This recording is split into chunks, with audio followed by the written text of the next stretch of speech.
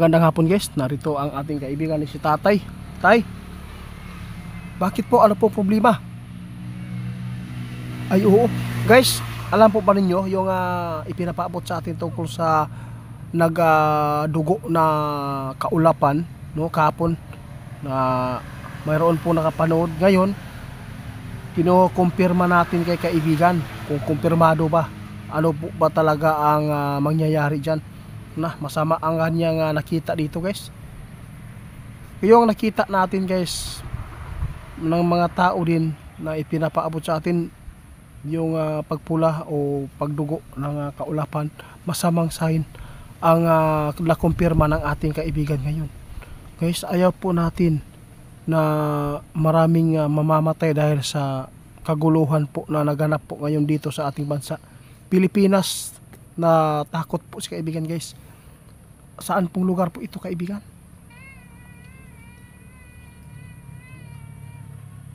Luzon, no? Mag-ingat kayo. Ito ang nakita ng ating kaibigan na mangyari dyan. Nakakatakot po ito. Naku po kaibigan.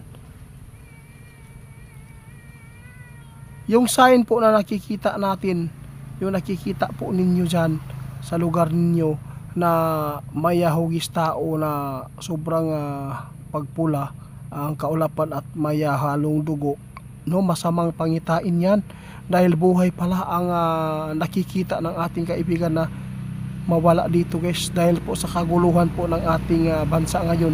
Sana doon po daw sa Luzon talaga guys nakikita ng ating kaibigan, kasi saan po talaga magrarally, saan po magprotesta?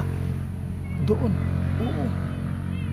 Kaya nagbabala si kaibigan, kung marami pa man na nagplano na magprotesta, sana ay hindi na kayo magpapatuloy pa dyan.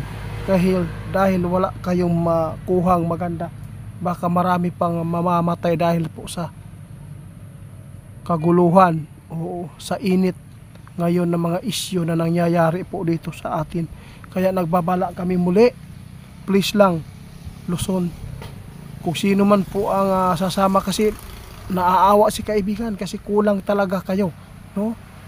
Hindi talaga sapat ang tao na dadalo dyan na para po ay makuha ninyo ang hustisya sa pamumuno ng ating presidente, kung saan ito ay siya mismo ang nakasagupa ngayon sa pamumuno niya sa mga nakawan, no? Mag-ingat kayo.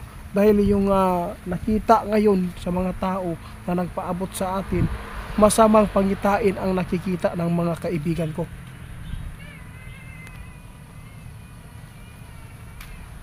Sabi ng ating kaibigan, yung pagdugo na nakikita ninyo dyan sa kaulapan, simbolo po yan ng dugo na maraming mag-agos, no? Daghang dugo, magbanak.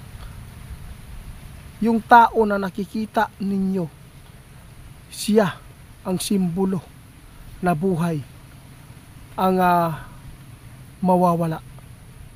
Ang nakitaan ng ating kaibigan ngayon guys, ang Luzon, nakakaawa po kasi doon po talaga mismo protesta ang mga tao doon talaga.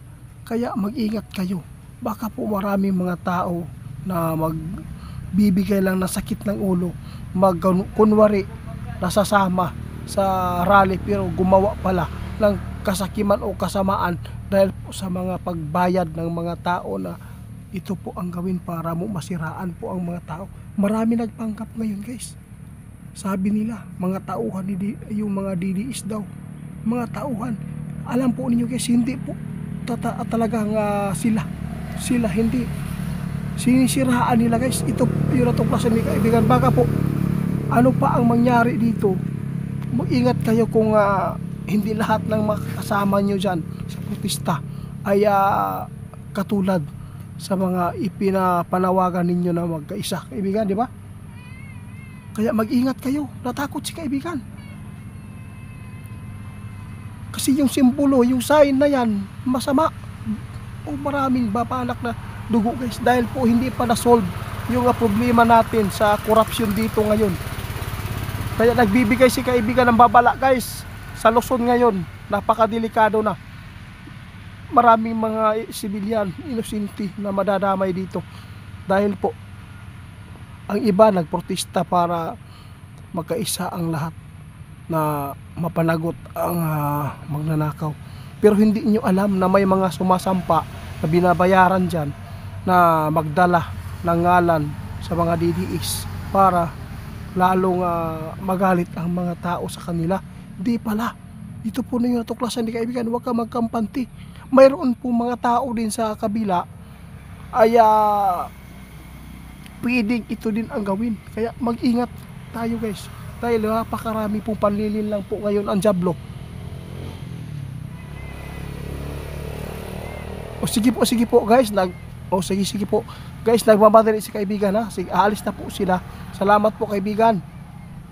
Sige, salamat sa inyong pagbigay po ng pagkumpirma no, kung saan ay ipinapaabot sa atin ang sign na nakita nila na mga kababalagan sa kalangitan ngayon. Salamat po. Yung hugis tao guys ha.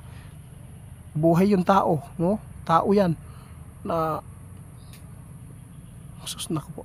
Yung sinabi ng ating kaibigan guys na dugo, simbolo pala yan sa babanak na dugo dito sa ating bansa, na maraming kaguluhan talaga nangyari ngayon guys.